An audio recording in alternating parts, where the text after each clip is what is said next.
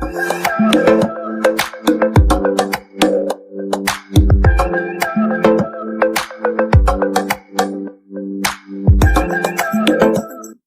Video में हम discuss करेंगे क्लास 10th के सब्जेक्ट साइंस का केमिस्ट्री पार्ट से चैप्टर नंबर 3, जिसका नाम है मेटल्स एंड नॉन मेटल्स।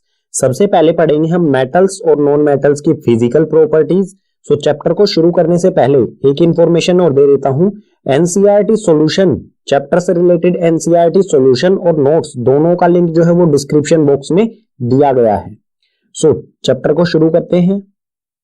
इसमें सबसे पहले है physical properties of metals. Metals की फिजिकल प्रॉपर्टीज। फिजिकल प्रॉपर्टीज में फर्स्ट है लस्टर। लस्टर का मतलब होता है चमक, चमकीला या फिर शाइनी। ठीक है। So metals have shiny surface. जो भी मेटल्स होते हैं उनका सरफेस शाइनी यानी कि चमकीला होता है, यानी कि हम कह सकते हैं मेटल्स जो है वो लस्टर होते हैं। एग्जाम्पल के लिए आप गोल्ड और सिल्वर ले सकते हैं जो कि चमकीले होते हैं। ठीक है। नेक्स्ट है इसमें हार्डनेस, कठोरता। Metals are generally hard. ज्यादातर जो मेटल्स होते हैं वो हार्ड होते हैं। ठीक है। जैसे एग्जांपल में आप आयरन, कॉपर या सिल्वर, गोल्ड ये सब चीजें ले सकते हैं। इसमें एक्सेप्शन है हार्डनेस में। कुछ मेटल्स ऐसे होते हैं जो हार्ड नहीं होते हैं। सो एक्सेप्शन है except sodium, potassium and lithium. ये जो 3 मेटल्स होते हैं ये सॉफ्ट होते हैं, हार्ड नहीं होते हैं, सॉफ्ट होते हैं। और इतने सॉफ्ट होते हैं कि आप इजीली इन्हें, जो हम किचन में नाइफ यूज करते हैं उससे इन्हें इजीली कट किया जा सकता है। नेक्स्ट है स्टेट। मेटल्स जो है उनकी स्टेट कैसी होती है, सॉलिड, लिक्विड या gas. So metals exist in solid state. Metals जो है वो सॉलिड स्टेट में एग्जिस्ट करते हैं, लेकिन यहां पर भी एक्सेप्शन है। जैसे मरकरी, मरकरी जो है वो लिक्विड स्टेट में होती है। ठीक है। मरकरी एक मेटल है जो लिक्विड स्टेट में होती है। मरकरी के अलावा जो भी मेटल्स हैं वो सॉलिड स्टेट में होंगे। ठीक है। और मरकरी का यूज जो है वो थर्मोमीटर्स में किया जाता है। नेक्स्ट है इसमें मेलिएबिलिटी। मेलिएबिलिटी का मतलब होता है किसी मेटल को, किसी भी एलिमेंट को हम पीट कर, ठीक है, स्ट्रेच करके या पीट कर उसे थिन शीट्स में चेंज कर दें, उसे कहा जाएगा मेलिएबल। ठीक है। So metal can B beaten into thin sheets. Metal जो है उनको बीट करके यानी कि पीट के थिन शीट्स में कन्वर्ट किया जा सकता है, यानी कि हम कह सकते हैं जो मेटल्स हैं वो मेलिएबल होते हैं। ठीक है। इसमें एक पॉइंट दिया है हमें, gold and silver are most malleable metals. Gold और सिल्वर जो है वो सबसे ज्यादा मेलिएबल मेटल्स होते हैं, यानी कि गोल्ड और सिल्वर की जो है आसानी से इन्हें शीट्स में चेंज किया जा सकता है। सो आपने जो मिठाई वगैरह होती हैं, स्वीट्स जो होती हैं, उस पे सिल्वर और गोल्ड प्लेट होती है। ठीक है। सिल्वर और गोल्ड शीटें उस पे लगाई जाती हैं। ठीक है। यानी कि गोल्ड और सिल्वर जो है हमारे मोस्ट मेलिएबल, सबसे ज्यादा, बहुत पतली पतली इनकी शीट्स बनाई जा सकती हैं। फिजिकल प्रॉपर्टीज ऑफ मेटल में नेक्स्ट है डक्टिलिटी। डक्टिलिटी एक ऐसी प्रॉपर्टी होती है जिसके कारण हम किसी एलिमेंट को थिन वायर्स, पतले पतले वायर्स में चेंज कर सकते हैं, तो उसे कहा जाएगा डक्टाइल। ठीक है। So metal can B drone into thin wires. Metal जो है उन्हें थिन वायर्स यानी कि पतले पतले वायर्स उनके ड्रो यानी कि बनाए जा सकते हैं। ठीक है। तो हम कह सकते हैं कि मेटल जो है वो डक्टाइल होते हैं। जो डक्टिलिटी प्रॉपर्टी है वो मेटल्स में होती है। एग्जाम्पल के लिए कॉपर और एल्यूमिनियम। ठीक है। कॉपर और एल्यूमिनियम के पतले पतले वायर्स बनाए जाते हैं, और भी मेटल्स के वायर बनाए जा सकते हैं। ठीक है। नेक्स्ट है conductor of heat and electricity. Heat और इलेक्ट्रिसिटी के कंडक्टर, यानी कि जो भी एलिमेंट है उसमें से हीट पास होगी या हीट और इलेक्ट्रिसिटी पास होगी या नहीं होगी। So metals are good conductor of heat and electricity. जो भी मेटल्स होते हैं वो हीट और इलेक्ट्रिसिटी दोनों के गुड कंडक्टर होते हैं। गुड कंडक्टर होने का मतलब क्या होगा कि उसमें से हीट और इलेक्ट्रिसिटी दोनों चीजें इसमें से एक जगह से दूसरी जगह ट्रेवल कर सकती हैं। ठीक है। इसमें एक पॉइंट दिया गया है हमें, silver, copper are best conductor of electricity. Silver और कॉपर जो है, ठीक है, सिल्वर और कॉपर ये इलेक्ट्रिसिटी, विद्युत के बेस्ट कंडक्टर होते हैं। ठीक है। इनमें बहुत आसानी से इलेक्ट्रिसिटी एक जगह से दूसरी जगह ट्रेवल कर सकती है। नेक्स्ट है डेंसिटी। डेंसिटी यानी कि घनत्व। Generally metals have high density. ज्यादातर जो मेटल्स हैं उनकी डेंसिटी हाई होती है एंड हाई मेल्टिंग पॉइंट, और इसी कारण हाई डेंसिटी होने के कारण जो मेल्टिंग पॉइंट है वो भी हाई होता है। ठीक है। कुछ ऐसे मेटल्स होते हैं जिनकी डेंसिटी कम होती है, जैसे कि सोडियम Na, पोटेशियम यानी कि K, सिंबल्स लिख रहा हूं मैं यहां पर उनके। ठीक है। सोडियम, पोटेशियम और लिथियम, ये जो मेटल्स हैं इनकी डेंसिटी कम होती है, और डेंसिटी कम होने का मतलब होगा कि इनका जो मेल्टिंग पॉइंट होगा वो भी लो होता है। ठीक है। वैसे इनके अलावा जो भी मेटल्स हैं उनकी डेंसिटी हाई होती है और मेल्टिंग पॉइंट भी हाई होता है। फिजिकल प्रॉपर्टीज ऑफ मेटल में नेक्स्ट है सोनोरस। जब भी किसी एलिमेंट को स्ट्राइक करने पर साउंड प्रोड्यूस करे तो उसे कहा जाएगा sonorous. So metals are sonorous. Metals जो है वो सोनोरस होते हैं, यानी कि मेटल को जब हम किसी हार्ड सरफेस से स्ट्राइक करेंगे तो वो साउंड प्रोड्यूस करेंगे। यहाँ पर लिखा भी हुआ है, when metal strike to a hard surface they produce sound. Metal को जब किसी हार्ड सरफेस पर स्ट्राइक करेंगे तो वो साउंड प्रोड्यूस करेगा। आपने जनरली नोटिस किया होगा जो भी बेल्स होती हैं, ठीक है, घंटियां होती हैं, वो मेटल्स की ही बनी होती है, ठीक है। नेक्स्ट है ऑक्साइड्स। जो भी मेटल की प्रॉपर्टीज के बारे में बात कर रहे हैं, तो जो भी मेटल्स होते हैं उनकी oxides, metallic oxides are basic in nature. जो भी मेटल की ऑक्साइड्स होती हैं उनका नेचर क्या होता है, बेसिक होता है, ठीक है। यहीं पर हो जाती है मेटल की फिजिकल प्रॉपर्टीज कंप्लीट। अब नेक्स्ट पेजेस पर पढ़ेंगे हम physical properties of non metals. Chapter में नेक्स्ट कॉन्सेप्ट है हमारा physical properties of non metals. Non metals की फिजिकल प्रॉपर्टीज, इसमें सबसे पहले लस्टर यानी कि shine. Non metals do not have shiny surface. जो भी नॉन मेटल्स होते हैं उनका सरफेस शाइनी नहीं होता है, ठीक है। इसमें एक एक्सेप्शन है आयोडीन। आयोडीन अकेला ऐसा नॉन मेटल है जिसका सरफेस शाइनी होता है। इसके अलावा जो भी नॉन मेटल्स हैं उनका सरफेस शाइनी नहीं होता है, ठीक है। नेक्स्ट है हार्डनेस यानी कि कठोरता। Non metals are generally soft. जो भी नॉन मेटल्स होते हैं वो ज्यादातर सॉफ्ट होते हैं, ठीक है, यानी कि हार्ड नहीं होते हैं, एक्सेप्ट डायमंड। डायमंड के अलावा, डायमंड एक ऐसा अकेला नॉन मेटल है जो हार्ड होता है और ये सबसे हार्ड होता है। ये मेटल से भी हार्ड होता है। सबसे हार्ड जो थिंग है अर्थ पर वो है डायमंड, ठीक है। ये जो है कार्बन की एक फॉर्म होती है, ठीक है। इसके अलावा जो भी नॉन मेटल्स होते हैं वो सॉफ्ट होते हैं। नेक्स्ट है इसमें स्टेट यानी कि सॉलिड, लिक्विड या gas. So non metal exist in solid and gaseous state. जो भी नॉन मेटल्स होते हैं वो या तो सॉलिड स्टेट में होंगे या गैसियस स्टेट में होंगे, ठीक है। लेकिन यहां पर भी एक एक्सेप्शन है, ब्रोमीन। ब्रोमाइन जो है वो लिक्विड स्टेट में होता है। अकेला एक ऐसा नॉन मेटल है जो लिक्विड स्टेट में होता है। इसके अलावा जो भी नॉन मेटल्स हैं वो या तो सॉलिड में या फिर गैस की फॉर्म में होते हैं, ठीक है। नेक्स्ट है इसमें मेलिएबिलिटी। मेलिएबिलिटी मैं आपको बता चुका हूं, जिसको हम थिन शीट्स में चेंज कर सकें उसे कहा जाएगा malleable. So non metals are non malleable.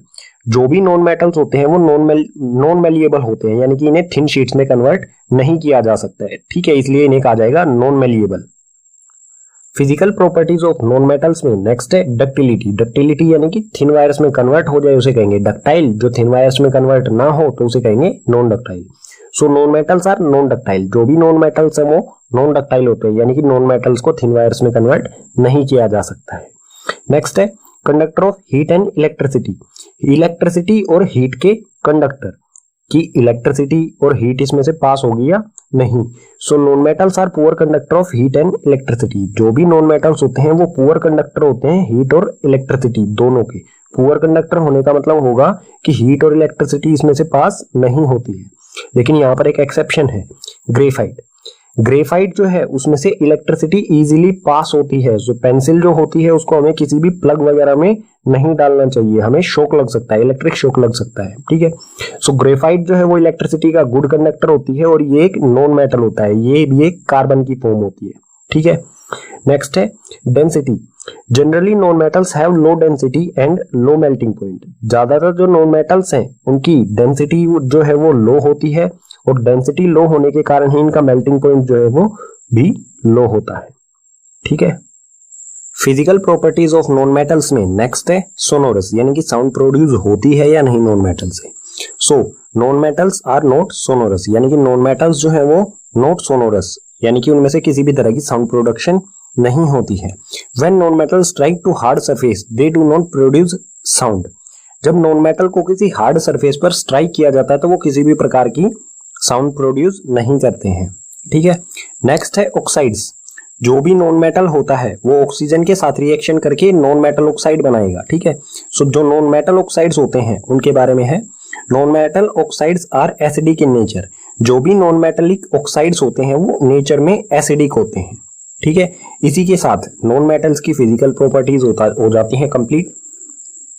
Chapter में हमारा नेक्स्ट कॉन्सेप्ट है chemical properties of metals, metals की फिजिकल प्रॉपर्टीज हमने पढ़ी, अब हम पढ़ेंगे केमिकल प्रॉपर्टीज मेटल्स की। ठीक है, इसमें फर्स्ट है reaction of metal with air. जो भी मेटल है वो एयर के साथ किस तरह से रिएक्शन करता है ये देखते हैं सबसे पहले। So metal combine with oxygen to form metal oxide. जो भी मेटल है वो ऑक्सीजन के साथ कंबाइन होकर प्रोडक्ट में हमें मेटल ऑक्साइड प्रोवाइड करेगा। ठीक है, ये रिएक्शन किस तरह से होगा, जब कोई भी मेटल और ऑक्सीजन रिएक्टेंट में दोनों जुड़ेंगे तो प्रोडक्ट में हमें मिलेगा मेटल ऑक्साइड। ठीक है, एग्जांपल ले लेते हैं इसके लिए। एग्जांपल में फर्स्ट है Cu यानी कि कॉपर और ऑक्सीजन ऑक्साइड। कॉपर और ऑक्सीजन मिलके हमें देंगे कॉपर ऑक्साइड। इसी तरह से एल्यूमिनियम है और ऑक्सीजन, एल्यूमिनियम और ऑक्सीजन रिएक्शन करके बनाएंगे एल्यूमिनियम ऑक्साइड। कोई भी मेटल ऑक्सीजन के साथ रिएक्शन करके मेटल ऑक्साइड ही बनाएगा। ठीक है, पीछे वाले पेज पर हमने मेटल और ऑक्सीजन के रिएक्शन के बारे में पढ़ा, लेकिन सभी मेटल जो है वो ऑक्सीजन के साथ एक तरह से रिएक्शन नहीं करते हैं। सभी जो है वो अलग अलग रिएक्टिविटी शो करते हैं ऑक्सीजन के साथ। So different metal show different reactivity toward oxygen. इसमें पहला पॉइंट है Na यानी कि सोडियम एंड K यानी कि potassium. Sodium and potassium react so vigorously that they catch fire if kept in open place, so they are kept immersed in kerosene oil. Sodium और potassium जो है ये oxygen के साथ बहुत तेजी के साथ रिएक्शन करते हैं, और इतनी तेजी के साथ रिएक्शन करते हैं कि ये जब ओपन प्लेस पर इन्हें रखा जाता है, यानी कि एयर की प्रेजेंस में जब इन्हें रखा जाएगा तो ये फायर कैच कर लेते हैं। और इस फायर, इन एलिमेंट्स को फायर से बचाने के लिए इन्हें केरोसिन ऑयल में इमर्स्ड यानी कि डुबो कर रखा जाता है। ठीक है, तो सोडियम और पोटेशियम जो है ये बहुत तेजी के साथ रिएक्शन करते हैं। नेक्स्ट है इसमें surface of Mg, Al, Zn, Pb are covered with a thin layer of oxide which prevent them from further oxidation।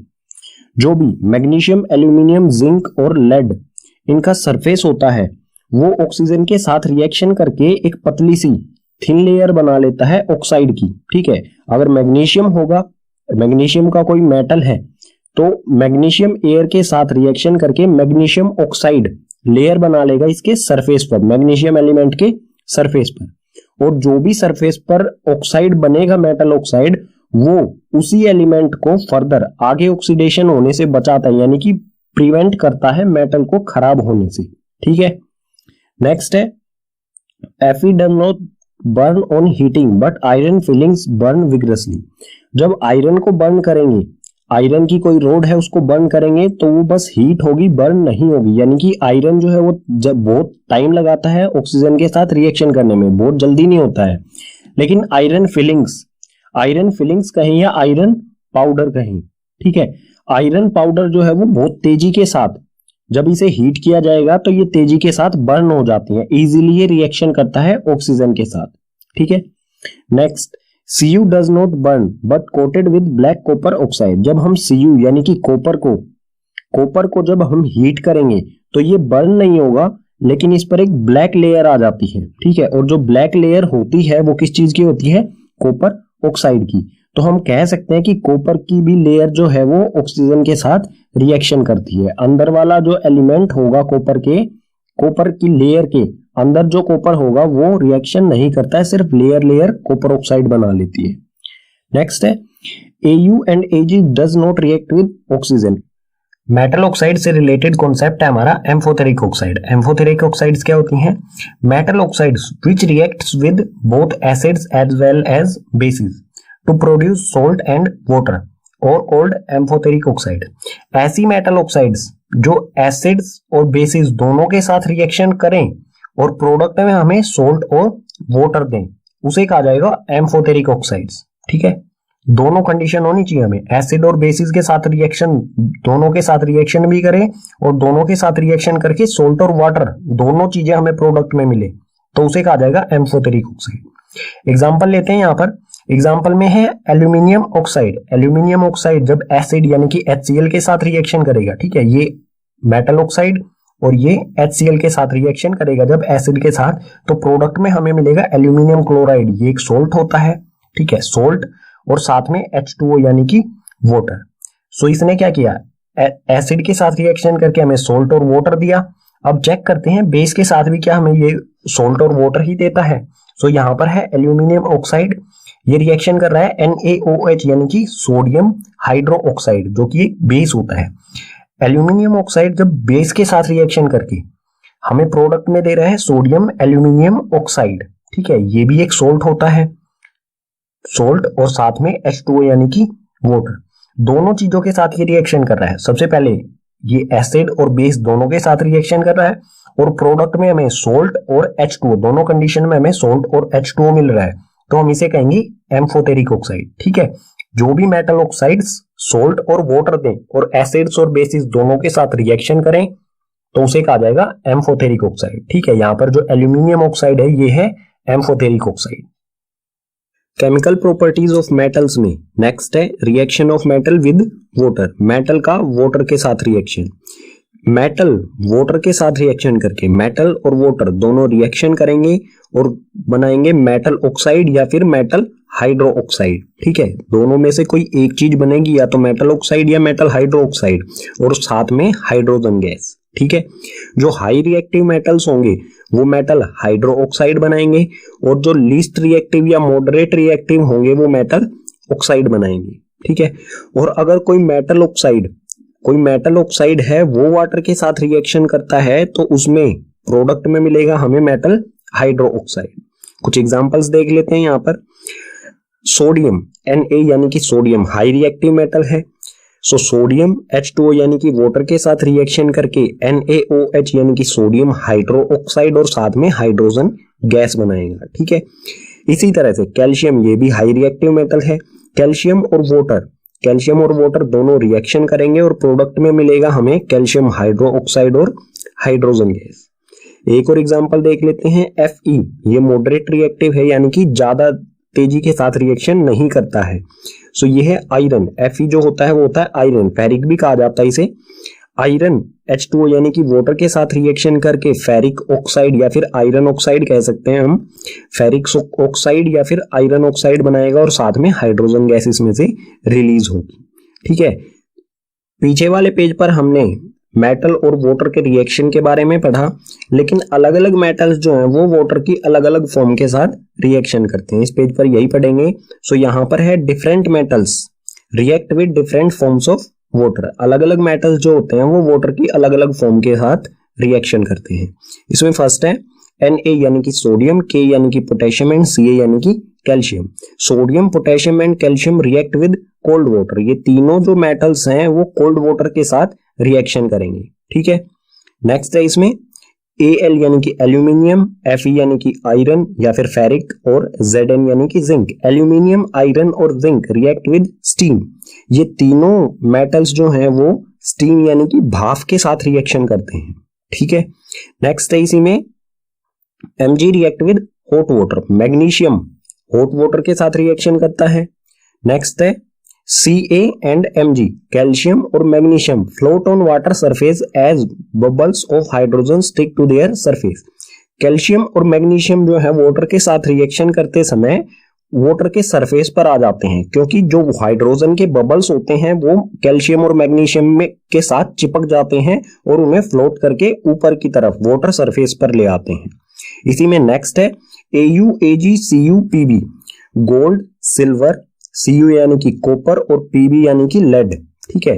Gold, silver, copper और lead does not react with water. ये चार जो metals हैं ये water के साथ reaction नहीं करते हैं, ठीक है। केमिकल प्रॉपर्टीज ऑफ मेटल्स में नेक्स्ट है reaction of metals with acid. Metals का एसिड के साथ रिएक्शन। सो कोई भी मेटल उसको हमेशा हम डाइल्यूट एसिड के साथ रिएक्शन कराएंगे, क्योंकि कंसंट्रेटेड एसिड के साथ जब रिएक्शन कराएंगे हम मेटल का तो वो हाईली एक्सोथर्मिक हो सकता है, ठीक है, डेंजरस हो सकता है थोड़ा सा। सो मेटल का रिएक्शन हम हमेशा डाइल्यूट एसिड के साथ कराएंगे।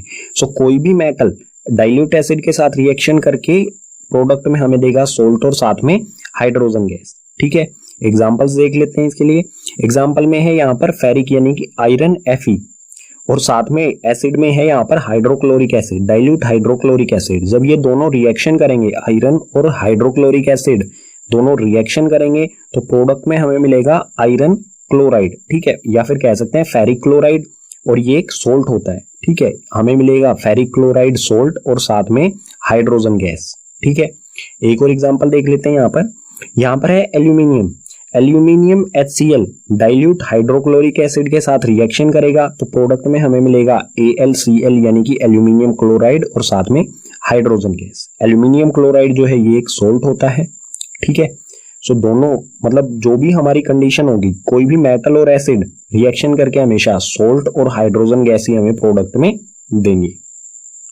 केमिकल प्रॉपर्टीज ऑफ मेटल्स में नेक्स्ट है reaction of metals with solution of other metal salt. कोई भी मेटल दूसरे मेटल सोल्ट के साथ किस तरह से रिएक्शन करेगा, ठीक है, मेटल दूसरे मेटल सोल्ट के साथ किस तरह से रिएक्शन करेगा। सो यहां पर है हमारे पास मेटल A और salt solution of metal B। Metal A और metal salt solution of metal B, ये दोनों रिएक्शन करके प्रोडक्ट में हमें मिलेगा सोल्ट सॉल्यूशन ऑफ A और मेटल B। यानी कि यहां पर आप सिंपल नोटिस कर सकते हैं, मेटल A ने क्या किया, जो साल्ट सॉल्यूशन था मेटल B का, उसको उसमें से B को ही, B जो मेटल था उसको सोल्ट सॉल्यूशन में से डिस्प्लेस कर दिया। सो ये क्या हो जाएगा, डिस्प्लेसमेंट रिएक्शन। एग्जांपल देखते हैं इसके लिए। यहां पर है आयरन Fe यानी कि आयरन और CuSO4, कॉपर सल्फेट, ठीक है, ये कॉपर सल्फेट का सॉल्यूशन है और ये है आयरन। यहां पर जो सोल्ट, ये सोल्ट सॉल्यूशन है कॉपर का सोल्ट सॉल्यूशन है CuSO4। ये दोनों रिएक्शन करेंगे और रिएक्शन के बाद क्या होगा, आयरन जो है, फेरिक जो है वो Cu को डिस्प्लेस कर देगा, इसमें से डिस्प्लेस कर देगा सल्फेट सॉल्यूशन में से, ठीक है। सो यहां पर आप देखेंगे ये डिस्प्लेस करेगा Cu को और बनाएगा FeSO4 यानी कि फेरिक सल्फेट या फिर कह सकते हैं आयरन सल्फेट, और साथ में Cu जो है वो अलग हो जाएगा, कॉपर अलग निकल जाएगा, ठीक है। सो ये जो भी डिस्प्लेसमेंट हुआ है, कौन सा मेटल कौन से मेटल दूसरे कौन से मेटल को डिस्प्लेस कर सकता है, इसको समझने के लिए हमें पढ़ना होगा रिएक्टिविटी सीरीज, ठीक है, मेटल की रिएक्टिविटी सीरीज। कौन सा मेटल दूसरे कौन से मेटल को डिस्प्लेस कर सकता है, ये पढ़ते हैं नेक्स्ट पेज पर। पीछे वाले पेज पर आयरन ने कॉपर सल्फेट सॉल्यूशन में से कॉपर को डिस्प्लेस कर दिया था। क्यों कर दिया था, क्योंकि आयरन हाई रिएक्टिव मेटल होता है और कॉपर लो रिएक्टिव मेटल होता है। तो हमेशा high reactive metal low reactive metal को डिस्प्लेस कर देता है उसी के सोल्ट सॉल्यूशन में से, ठीक है। अब कौन सा मेटल हाई रिएक्टिव है और कौन सा लो रिएक्टिव है, ये पता चलता है हमें रिएक्टिविटी सीरीज से। रिएक्टिविटी सीरीज क्या होती है, it is A list of metals arrange in the decreasing order of reactivity. ये मेटल्स की लिस्ट होती है जो कि डिक्रीजिंग ऑर्डर में उनकी रिएक्टिविटी को शो करती है। यानी कि जो लिस्ट होगी, ये सीरीज होगी, इसमें सबसे ऊपर हाई रिएक्टिव मेटल होगा और जैसे जैसे हम लिस्ट में नीचे की तरफ जाते जाएंगे वहां पर हमें लो रिएक्टिव मेटल्स मिलते जाएंगे, ठीक है। यहां पर एक पॉइंट यहां पर भी लिख दिया मैंने, reactivity decreases from top to bottom. Reactivity जो है वो डिक्रीज होती है टॉप से बॉटम, यानी कि जो ऊपर है वो हाई रिएक्टिव है, जैसे जैसे नीचे जाएंगे वहां पर लो रिएक्टिव मेटल्स आते जाएंगे, ठीक है। सो यहाँ पर मोस्ट रिएक्टिव मेटल, सबसे रिएक्टिव मेटल होता है K यानी कि पोटेशियम, सेकंड पे आता है सोडियम, थर्ड पे कैल्शियम, उसके बाद magnesium, aluminium, zinc, iron, lead, hydrogen, copper, mercury, silver और गोल्ड, ठीक है। इसमें जो ऊपर की तरफ है ये जो मेटल्स हैं ये हाईली रिएक्टिव मेटल्स हैं, सबसे ऊपर जो होगा वो उतना ही हाई रिएक्टिव होगा। जैसे जैसे इसमें हम नीचे जाएंगे रिएक्टिविटी जो है वो कम होती जाएगी। सो जो पीछे वाला रिएक्शन था आयरन और कॉपर सल्फेट का, सो पोजीशन देखते हैं हम यहाँ पर, आयरन की पोजीशन है ये और कॉपर की पोजीशन है ये। सो कॉपर क्या है, कम रिएक्टिव है आयरन से, ठीक है। कॉपर को कौन कौन से मेटल्स डिस्प्लेस कर सकते हैं, जो भी इसमें ऊपर दिए गए हैं। यहाँ पर जो हाइड्रोजन है ये नॉन मेटल है, ठीक है, बाकी सभी मेटल्स हैं। सो कॉपर जो है, कॉपर को कौन कौन डिस्प्लेस कर सकता है, कॉपर से ऊपर वाले सभी मेटल्स, ठीक है। इसी तरह आयरन को कौन डिस्प्लेस कर सकता है, इससे ऊपर वाले सभी मेटल्स, यानी कि ये आयरन से ऊपर जो है वो सभी इसको डिस्प्लेस कर सकते हैं। ऐसा कौन सा मेटल है जिसको कोई भी डिस्प्लेस नहीं कर सकता, वो है रिएक्टिविटी सीरीज में सबसे ऊपर वाला मेटल यानी कि पोटेशियम, ठीक है। पोटेशियम किन किन मेटल्स को डिस्प्लेस कर सकता है, अपने सभी नीचे वाले को, ठीक है। जैसे यहाँ पर आयरन किस किस को डिस्प्लेस कर सकता है, इन सभी, आयरन अपने नीचे वालों को डिस्प्लेस कर सकता है और आयरन के ऊपर वाले आयरन को डिस्प्लेस कर सकते हैं, ठीक है। जो हाई रिएक्टिव मेटल होगा वो लो रिएक्टिव को डिस्प्लेस कर देगा, ठीक है। ये है रिएक्टिविटी सीरीज। चैप्टर में नेक्स्ट कॉन्सेप्ट आता है हमारा reaction of metals with non metals. Metals और नॉन मेटल्स का रिएक्शन किस तरह से करेंगे ये एक दूसरे के साथ। सो मेटल्स और नॉन मेटल्स के रिएक्शन को समझने से पहले हम कुछ पॉइंट्स को समझते हैं, उसके बाद देखेंगे ये रिएक्शन किस तरह से होगा। ठीक है, इसमें फर्स्ट पॉइंट है reactivity of elements is the tendency to attain a completely filled valence shell. जो भी एलिमेंट्स हो हमारे, चाहे वो मेटल्स हो या नॉन मेटल हो, वो सभी क्या करते हैं, उनमें एक टेंडेंसी होती है कि वो अपने वैलेंस शेल यानी कि लास्ट शेल जो होता है उसको कंप्लीट फिल करने की कोशिश करते हैं। ठीक है, एग्जांपल लेते हैं यहाँ पर एग्जांपल है इस पॉइंट का Na यानी कि सोडियम का एटॉमिक नंबर होता है 11, यानी कि इसमें इलेक्ट्रॉन्स की संख्या कितनी होती है, नंबर ऑफ इलेक्ट्रॉन्स होते हैं इसमें 11। सो जो भी इलेक्ट्रॉन्स होते हैं, सोडियम का इलेक्ट्रॉनिक कन्फिग्रेशन क्या होगा, इसके फर्स्ट शेल में हमेशा 2 इलेक्ट्रॉन्स होते हैं, सेकंड शेल में 8 इलेक्ट्रॉन्स होते हैं। यहां पर हम चेक करेंगे टोटल कितने हो गए, 2 और 8 हो गए 10, तो इसमें से 10 को माइनस करेंगे तो बचेगा 1 इलेक्ट्रॉन, थर्ड शेल में आ जाएगा 1 इलेक्ट्रॉन। ठीक है, सो इसका इलेक्ट्रॉनिक कन्फिग्रेशन क्या हुआ, 2, 8 और 1। वैलेंस शेल जो है वो लास्ट शेल होता है। ठीक है, जरूरी नहीं है कि 3 शेल हो, किसी में 4 भी हो सकते हैं या 3 से कम भी हो सकते हैं। ठीक है, सो हमेशा लास्ट शेल में जो है वो फिल करने की कोशिश करता है, कंप्लीट फील्ड।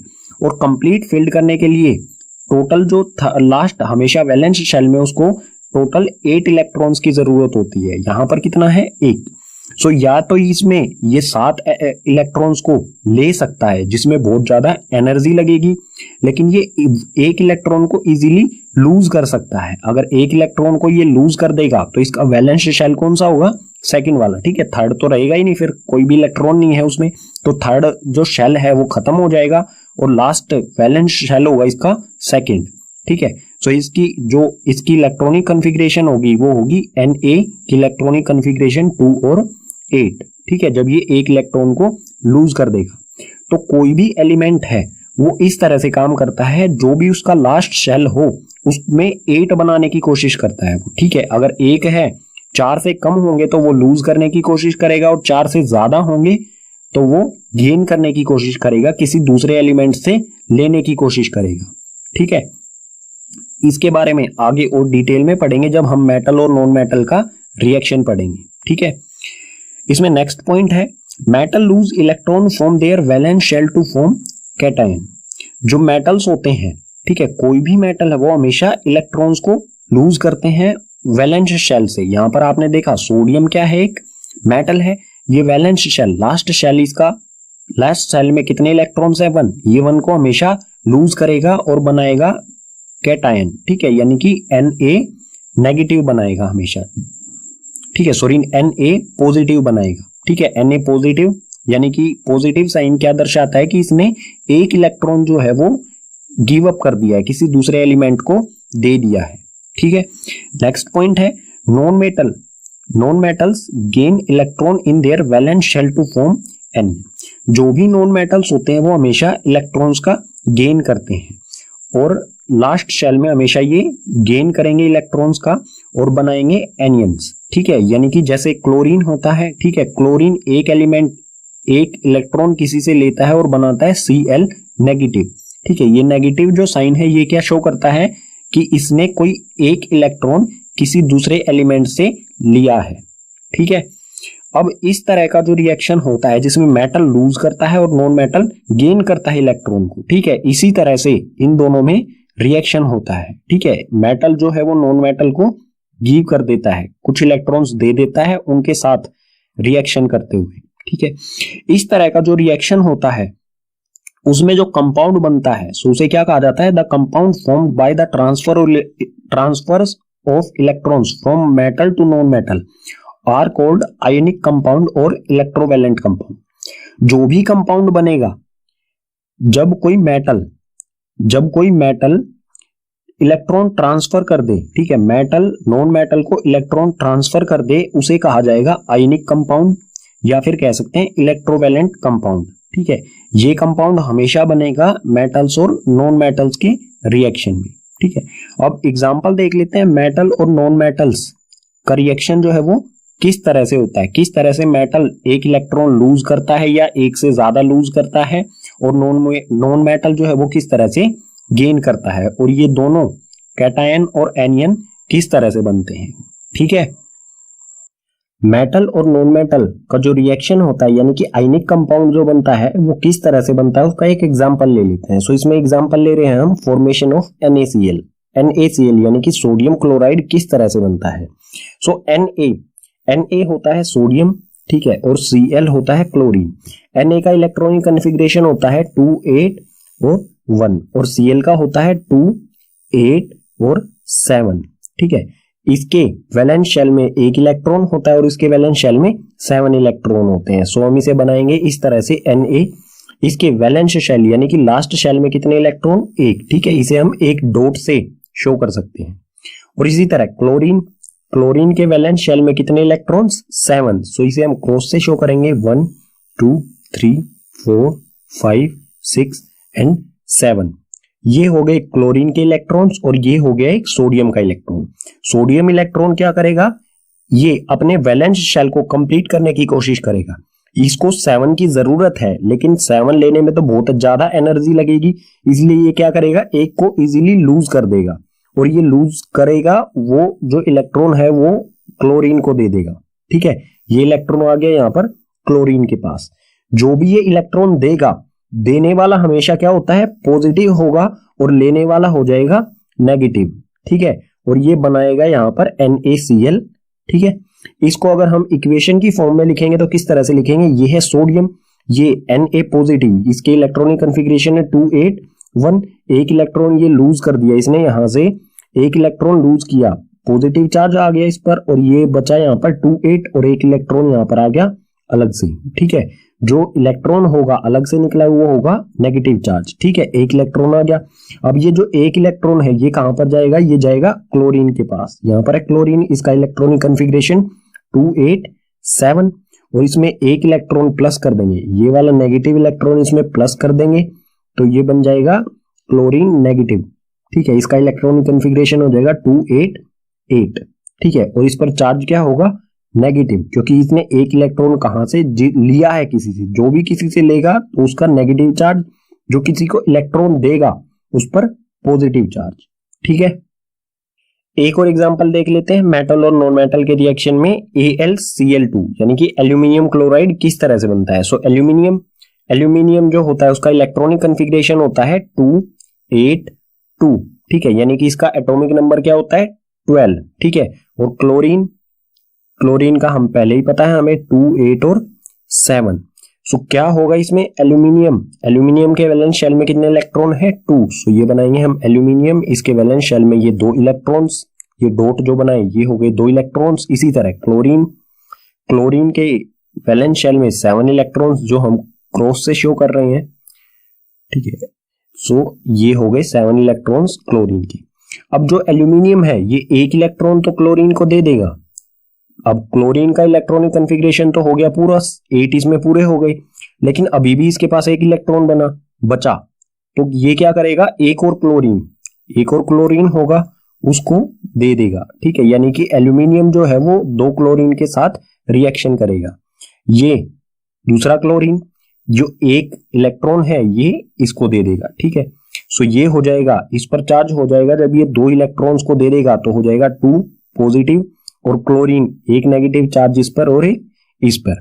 इसे इक्वेशन की फॉर्म में हम इस तरह से लिख सकते हैं, यहाँ पर ये लाइन लगा देता हूं मैं, इस तरह से लिख सकते हैं एल्यूमिनियम 2 इलेक्ट्रॉन ये लूज करेगा। ठीक है, इसका कॉन्फ़िगरेशन क्या है 2 8 और 2। यहाँ पर ये 2 इलेक्ट्रॉन लूज करने के बाद हो जाएगा 2 और 8, और 2 इलेक्ट्रॉन यहाँ पर आ जाएंगे। ठीक है, ये आ गए 2 इलेक्ट्रॉन अलग से। अब क्लोरीन क्या करेगा, क्लोरीन जो है क्लोरीन एक इलेक्ट्रॉन के साथ रिएक्शन करेगा, एक क्लोरीन एक इलेक्ट्रॉन के साथ। सो क्लोरीन है ये 2 8 7, एक इलेक्ट्रॉन इसमें जोड़ देंगे तो ये हो जाएगा Cl 2 8 और 8, इस पर हो जाएगा नेगेटिव चार्ज, और ये ऐसे ऐसे 2 क्लोरीन जाके एल्यूमिनियम के साथ रिएक्शन करेंगे। ठीक है, मेटल और नॉन मेटल के रिएक्शन से जो भी हमारा आयनिक कंपाउंड होता है उसकी कुछ प्रॉपर्टीज देखते हैं। So properties of ionic compounds, इसमें पहले है physical nature of ionic compound, ये कैसे होते हैं? They are solid and hard, generally brittle. जो भी आयनिक कंपाउंड्स होते हैं वो सोलिड होते हैं और हार्ड होते हैं। हार्ड होने के साथ साथ ये ब्रिटल होते हैं, यानी कि इजीली ब्रेकेबल। जिस तरह से मार्बल्स होते हैं, कंचे, वो हार्ड होते हैं, लेकिन जब हम हैमर से स्ट्राइक करते हैं मार्बल्स पर वो इजीली ब्रेक भी हो जाते हैं। तो जो आयनिक कंपाउंड्स होते हैं उनकी प्रॉपर्टीज कुछ वैसी ही होती हैं, हार्ड के साथ साथ इजीली ब्रेकेबल। ठीक है, नेक्स्ट है melting and boiling point. Ionic compounds का मेल्टिंग और बॉइलिंग पॉइंट की बात करें, they have high melting and boiling point. Melting point भी इनका हाई होता है और बॉइलिंग पॉइंट भी हाई होता है, दोनों चीजें, मेल्टिंग पॉइंट और बॉइलिंग पॉइंट दोनों हाई होते हैं। नेक्स्ट है solubility, soluble in water but not in kerosene, petrol, etc. जो भी आयनिक कंपाउंड्स होते हैं वो वाटर में तो सोल्यूबल होते हैं, बट केरोसिन और पेट्रोल जैसे पदार्थ होते हैं, हमारे मैटर होते हैं, इनमें ये सोल्यूबल नहीं होते हैं। नेक्स्ट है कंडक्शन ऑफ इलेक्ट्रिसिटी। इलेक्ट्रिसिटी को कंडक्ट करते हैं या नहीं? कंडक्ट करने का मतलब होगा कि ये गुड कंडक्टर है, ठीक है, और कंडक्टर ना करने का मतलब होगा पुअर कंडक्टर, यानी कि इनमें इलेक्ट्रिसिटी ट्रांसफर होती है या नहीं एक जगह से। They conduct electricity in molten state and solution form but not in solid state.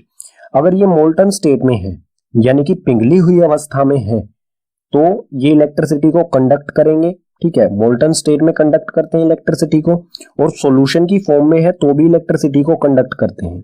लेकिन सॉलिड स्टेट में अगर है, आयनिक कंपाउंड कोई सॉलिड स्टेट में है, तो वो इलेक्ट्रिसिटी को कंडक्ट नहीं करता है, सिर्फ मोल्टन और सॉल्यूशन स्टेट में ही ये इलेक्ट्रिसिटी को कंडक्ट करते हैं, यानी कि एक जगह से दूसरी जगह इलेक्ट्रिसिटी को ट्रांसफर कर सकते हैं। ठीक है, चैप्टर में हमारा नेक्स्ट कॉन्सेप्ट है अकरेंस ऑफ मेटल्स। मेटल्स किस तरह से बनते हैं? ये एक वास्ट प्रोसेस है, इसको समझने के लिए हमें कुछ टर्म्स को समझना पड़ेगा। इसमें फर्स्ट है मिनरल्स। मिनरल्स क्या होते हैं? The element or compound which occur naturally in the earth crust are called minerals. Minerals ऐसे एलिमेंट और कंपाउंड्स होते हैं जो हमें नेचुरली अर्थ क्रस्ट से मिलते हैं, यानी कि पृथ्वी की सतह से मिलते हैं या पृथ्वी के अंदर से मिलते हैं, उन्हें कहा जाता है मिनरल्स। ठीक है, नेक्स्ट है इसमें ओर्स। ओर्स क्या होते हैं? Minerals that contain very high percentage of particular metal and the metal can be profitably extracted from it, such mineral are called ores. Ores जो है वो ऐसे मिनरल्स होते हैं जिसमें मेटल प्रेजेंट होता है, ठीक है, ऐसे मिनरल्स जिसमें मेटल प्रेजेंट है उसे कहा जाएगा ओर। और उस मेटल को हम इजीली और फायदे के साथ प्रॉफिटेबली हम उसे एक्सट्रैक्ट कर सके, और से हम मेटल को निकाल सके, तो उसे कहा जाएगा ओर। ठीक है, नेक्स्ट है इसमें गैंग। गैंग क्या होते हैं? Ore are usually contaminated with large amount of impurities such as soil, sand etcetera are called gangue. जो ओर्स होते हैं उसमें बहुत बड़ी मात्रा में कुछ इम्प्यूरिटीज होती हैं, ठीक है, जिसकी हमें जरूरत नहीं होती है, जैसे कि सोइल और सैंड, रेत या मिट्टी कह सकते हैं। जब हमें अर्थ क्रस्ट से कुछ भी मिलता है उसमें रेत और मिट्टी बहुत बड़ी मात्रा में होती है। सो ये इम्प्यूरिटी होती है जिसकी हमें जरूरत नहीं होती, उसे कहा जाएगा गैंग। यानी कि जो अर्थ क्रस्ट से हमें मेटल की फॉर्म मिलती है वो किस फॉर्म में मिलता है? और प्लस गैंग। ठीक है, और प्लस गैंग ये हमें अर्थ क्रस्ट से मिलते हैं। अब देखते हैं extraction of metals from ores. जो भी ओर्स होते हैं उससे हम मेटल किस तरह से एक्सट्रैक्ट करते हैं, इसमें हमें कुछ स्टेप्स लेने होते हैं। ठीक है, सो यहाँ पर कुछ स्टेप्स लिखे हैं, उन्हें देखते हैं। स्टेप 1 में है एनरिचमेंट ऑफ ओर्स। सबसे पहले क्या करेंगे, हम जो भी ओर है हमारा उसको इस लायक बनाएंगे कि उसमें से हम मेटल निकाल सके। और इसको इस लायक बनाने के लिए हमें क्या करना होगा? और जो होता है वो अकेला नहीं होता है, उसमें सबसे प्राइमरी तौर पर जो हमें और मिलता है अर्थ क्रस्ट से वो क्या होता है? और प्लस गैंग, यानी कि उसमें और के साथ साथ कुछ इम्प्यूरिटीज भी होती हैं।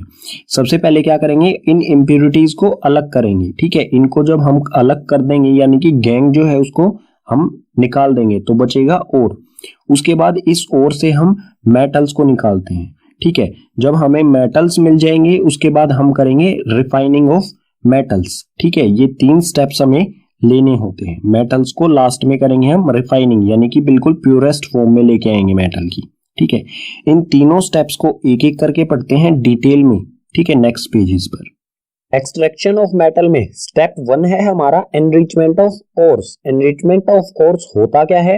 It is the process of removing gang from ores. ये एक ऐसा प्रोसेस होता है जिसमें हम गैंग को रिमूव कर देते हैं ओर्स में से, ठीक है, गैंग को हटा देते हैं। गैंग यानी कि इंप्योरिटी को हटा देना ओर में से, ठीक है। नेचर से हमें क्या मिलता है? ओर प्लस गैंग मिलता है, तो ओर में से गैंग को हटाना जो होता है उसी प्रोसेस को कहा जाएगा एनरिचमेंट ऑफ ओर्स। और ये किस तरह से किया जाएगा? कुछ मेथड्स और कुछ टेक्निक्स होंगी जो यहाँ पर दी गई हैं। These techniques methods are used in this process। यहाँ पर हमें कुछ टेक्निक और मेथड्स के द्वारा हम जो भी गैंग है इसको रिमूव करेंगे।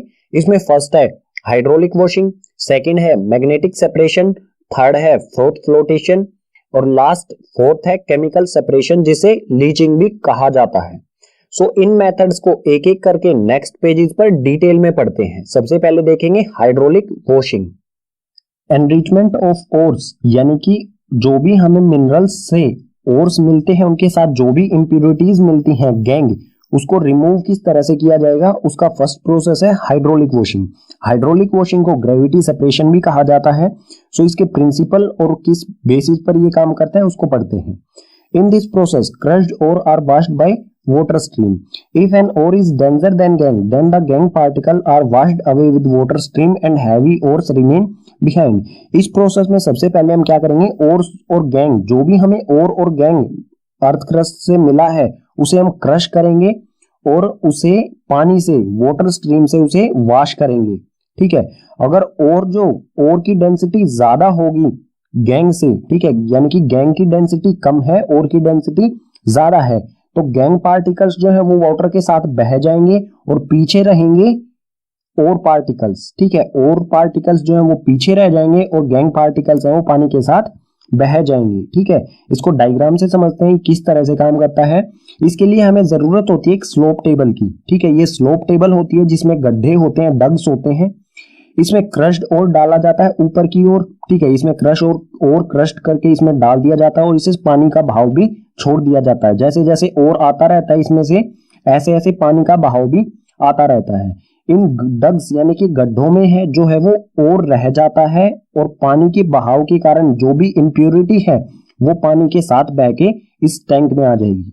यानी कि हमें जो प्योर ओर है, ओर्स जो है वो हमें इन डग्स यानी कि गड्ढों में मिल जाएगा, ठीक है। इसमें कई तरह के ओर्स को रिफाइन किया जाता है, यानी कि इनमें से इंप्योरिटी रिमूव की जाती है। टीन के ओर्स होते हैं या फिर लेड के ओर्स होते हैं, उसको इस प्रोसेस से ही, हाइड्रोलिक वॉशिंग से ही साफ किया जाता है।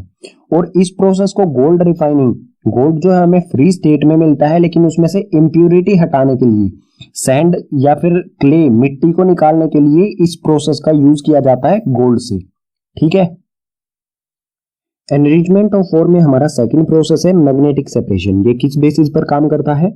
This method works on magnetic principle. This method applied when ore and gangue particles have different magnetic properties. ये मैग्नेटिक प्रिंसिपल पर काम करता है। इस प्रिंसिपल के लिए हमारे पास जरूरी क्या चीजें होनी चाहिए कि ओर और जो गैंग है इनमें से कोई भी एक मैग्नेटिक प्रॉपर्टी शो करता हो, यानी कि मैग्नेट की तरफ अट्रैक्ट होता हो। ज्यादातर केसेस में क्या होता है, और जो है वो मैग्नेट की तरफ अट्रैक्ट होता है, सो गैंग पार्टिकल्स मैग्नेट की तरफ अट्रैक्ट नहीं होते हैं। तो हम मैग्नेटिक सेपरेशन को अप्लाई कर सकते हैं एनरिचमेंट यानी कि और गैंग से गैंग को हटाने के लिए, ठीक है। सो इस प्रिंसिपल में सबसे पहले क्या करेंगे हम, और गैंग जो भी हमें ये दिया गया है, अर्थ क्रस्ट से हमें मिला है जो ये, इसमें हम इसको हम पाउडर बनाएंगे, क्रश करेंगे और इसमें डाल देंगे, ठीक है। इसमें डालने के बाद इसमें से धीरे धीरे ये करके इस बेल्ट पर आता रहेगा। ये एक मूविंग बेल्ट है, ठीक है, और इस पर दो व्हील्स लगे हैं, एक इस तरफ और एक इस तरफ। इस तरफ वाला व्हील, ये वाला व्हील जो है ये मैग्नेटिक व्हील है, यानी कि जो भी आयरन पार्टिकल्स होंगे उनको ये अट्रैक्ट करेगा। मैग्नेटिक प्रॉपर्टी जो भी सब्सटेंस शो करेगा उसको ये अट्रैक्ट कर लेगा। सो यहाँ पर क्रश्ड और डाला गया है, यहाँ पर गैंग और के पाउडर, ठीक है, पार्टिकल्स यहाँ पर मूव करते रहेंगे और आगे की तरफ धीरे धीरे बढ़ते रहेंगे। जो गैंग पार्टिकल्स होंगे वो मैग्नेटिक प्रॉपर्टी शो नहीं करेंगे, तो वो क्या होंगे, जैसे ही व्हील यहाँ पर आएंगे वो नीचे की तरफ यहीं पर गिर जाएंगे। लेकिन जो और पार्टिकल्स अगर मैग्नेटिक प्रॉपर्टी शो करेंगे तो वो क्या होंगे, इस व्हील से चिपके रहेंगे, ठीक है, यहाँ तक चिपके रहेंगे और चिपक यहाँ के बाद वो यहाँ आके गिर जाएंगे। ठीक है, ये जैसे ब्लैक ब्लैक दिख रहा है, ये मैग्नेटिक प्रॉपर्टी शो करने वाले सब्सटेंस है, वो यहाँ आकर गिर जाएंगे। सो हमारे पास यहाँ मिल जाएगा हमें गैंग, और यहाँ पर मिल जाएगा हमें और। ठीक है, दोनों चीजें हम अलग अलग कर चुके हैं। और इसमें कौन कौन से ओर्स को अलग किया जाता है इस प्रोसेस के द्वारा? मैग्नेटाइट ओर्स होते हैं, क्रोमलाइट और मैग्नीज ओर्स, और भी बहुत सारे ओर्स हैं जिससे मैग्नेटिक सेपरेशन से जिन ओर्स को और गैंग को अलग अलग किया जाता है। ठीक है, एनरिचमेंट ऑफ ओर्स यानी कि ओर से गैंग को हटाने के लिए नेक्स्ट प्रोसेस है फ्रोथ फ्लोटेशन। ये किस प्रिंसिपल पे काम करता है? It is a process for separating hydrophobic and hydrophilic materials. ये हाइड्रोफोबिक और हाइड्रोफिलिक मटेरियल्स को अलग करने का प्रोसेस है। ठीक है, सो हाइड्रोफोबिक का मतलब क्या होगा? जो पानी में मिक्स ना हो, वाटर में मिक्स ना हो, और हाइड्रोफिलिक का मतलब होगा वो पानी में इजीली डिसॉल्व हो जाए, मिक्स हो जाए। ठीक है, सो जो भी हम इस प्रोसेस में ओर और गैंग को अलग अलग करते हैं, उसमें ओर जो है वो हाइड्रोफोबिक होता है, यानी कि पानी में वाटर में इजीली मिक्स नहीं होता है, और हाइड्रोफिलिक यानी कि वाटर में इजीली मिक्स होने वाला होता है गैंग। इसको डायग्राम से समझते हैं किस तरह से ये प्रोसेस काम करता है। इसमें एक टम्बलर लेंगे, ठीक है, उसमें पाइन ऑयल और वाटर का मिक्सचर होगा। ठीक है, प्रॉपर कंपोजिशन में पाइन ऑयल और वाटर का मिक्सचर होगा। इसमें ओर प्लस गैंग जो भी हमें अर्थ क्रस्ट से ये मिला है, इसको क्रश करके इसमें डाल दिया जाएगा, और इसमें डालने के बाद जो गैंग है वो तो वाटर में इजीली डिसॉल्व हो जाएगा, लेकिन ओर जो है वो इसमें सस्पेंडेड रहेगा। ठीक है, और जो है वो पाइन ऑयल के पार्टिकल्स के साथ चिपक जाएगा, वाटर में नहीं जाएगा, वो पाइन ऑयल के पार्टिकल्स के साथ चिपक जाएगा। उसके बाद जो ये पाइप है, इससे प्रेशर्ड एयर इसमें डाली जाएगी, और उसके साथ साथ ये जो नीचे वाला सिस्टम है ये तेजी के साथ घूमने लगेगा। जैसे ही एयर इसमें जाएगी तो इसमें से बबल्स बनने शुरू हो जाएंगे पाइन ऑयल के। ठीक है, ऑयल के बबल्स बन के ऊपर आ जाएंगे, फ्रोथ बन जाएगा, फ्रोथ यानी कि झाग बन जाएंगे। ठीक है, इसलिए इसका प्रोसेस का नाम भी फ्रोथ फ्लोटेशन रखा गया है। झाग बन के इसमें ऊपर आ जाएंगे, और जो पाइन ऑयल के झाग होंगे इसी में होगा हमारा और। झाग के साथ हमें मिल जाएगा और नीचे वाटर के साथ मिल जाएगा हमें गैंग। ठीक है, दोनों चीजें अलग अलग हो जाएंगी झाग से। उसके बाद हम और को निकाल लेंगे और गैंग की जरूरत हमें होती नहीं। ठीक है, दोनों चीजें अलग अलग हो गई हैं। एनरिचमेंट ऑफ ओर्स में हमारा लास्ट प्रोसेस है केमिकल रिफाइनिंग, जिसे लीचिंग भी कहा जाता है। इस प्रोसेस में केमिकल का यूज किया जाता है और गैंग में से गैंग को रिमूव करने के लिए, यानी कि इंप्यूरिटीज को रिमूव करने के लिए केमिकल का यूज किया जाता है। ये किस बेसिस पर काम करता है? In this process ores are soluble and gangue are insoluble. जो भी केमिकल यूज किया जाता है उसमें ओर सोल्यूबल होता है केमिकल के साथ, और गैंग जो है वो इनसोल्यूबल होता है, यानी कि मिक्स नहीं होता है। गैंग जो है उस केमिकल में नीचे की तरफ चला जाएगा और उस केमिकल में पूरी तरह से मिक्स हो जाएगा। ठीक है, leaching is done in pressure cylindrical vessels. Leaching को सिलेंड्रिकल वेसल्स में किया जाता है, जिसमें बहुत ज्यादा प्रेशर अप्लाई किया जाता है इस पे। ठीक है, और कन्वर्टिंग मेटल सोल्ट, जो भी और होता है गैंग के साथ, उसको और में से मेटल सोल्ट बनाया जाता है। ठीक है, मेटल सोल्ट बनाया जाता है, और उसके बाद मेटल सोल्ट्स में से मेटल को एक्सट्रैक्ट कर लिया जाता है। एक एग्जांपल देख लेते हैं। यहाँ पर दिया है हमें जिंक सल्फाइड ZnS। ठीक है, जिंक सल्फाइड दिया है, ये और है। इसको ऑक्सीजन की प्रेजेंस में इसमें केमिकल डाला जाएगा H2SO4, यानी कि सल्फ्यूरिक एसिड। सल्फ्यूरिक एसिड जब इसमें डाला जाएगा, ये रिएक्शन करने के बाद बनेगा ZnSO4, ये मेटल सोल्ट बनेगा। जिंक ZnSO4 ये सोल्ट बना। ठीक है, सोल्ट के साथ साथ हमें क्या मिला? H2O, यानी कि वाटर और सल्फर, ये हो गई हमारी गैस। ठीक है, सो ये मेटल सोल्ट बना, इसमें से बाद में जिंक को एक्सट्रैक्ट कर लिया जाता है। ठीक है, ये प्रोसेस है केमिकल रिफाइनिंग का। और में से हम गैंग को रिमूव कर चुके हैं, जो भी उसमें इंप्योरिटी होती है। अब हम देखेंगे और से मेटल किस तरह से एक्सट्रैक्ट किया जाता है। सो सबसे पहले इसमें देखते हैं extracting metal low in the reactivity या फिर एक्टिविटी सीरीज। जो भी एक्टिविटी या रिएक्टिविटी सीरीज होती है उसमें नीचे वाले मेटल्स, ठीक है, जो कम रिएक्टिव होते हैं, उनको किस तरह से एक्सट्रैक्ट किया जाएगा उनके ओर से। सो सबसे पहले नीचे की तरफ जो मेटल्स होते हैं वो कौन कौन से होते हैं? सबसे नीचे होता है Au यानी कि गोल्ड, उसके ऊपर होता है Ag यानी कि सिल्वर। ये तो बिल्कुल फ्री स्टेट में मिलते हैं हमें, नेटिव स्टेट में। ठीक है, इनको एक्सट्रैक्ट करने की जरूरत नहीं होती, ये बिल्कुल फ्री स्टेट में मिलते हैं, ठीक है। और इनके अलावा जो नीचे की तरफ मेटल्स होते हैं वो होता है Hg और Cu, यानी कि मरकरी और कॉपर। मरकरी और कॉपर जो है ये सल्फाइड्स या फिर ऑक्साइड्स के और में हमें मिलता है नेचर से, ठीक है। सो इनके सल्फाइड और ऑक्साइड से इन्हें किस तरह से एक्सट्रैक्ट किया जाएगा ये देखते हैं। These metals are non reactive, ये मेटल्स जो है वो लगभग ना के बराबर रिएक्टिव होते हैं। The oxides of these metals can be reduced by heating, जो भी इनका ऑक्साइड्स होता है या फिर सल्फाइड होता है उनको इजीली रिड्यूस किया जा सकता है हीटिंग से, और ज्यादा हीट नहीं करना होता है, थोड़ी सी हीटिंग से ही काम हो जाता है, ये एक्सट्रैक्ट अलग निकल जाते हैं इनके ओर से।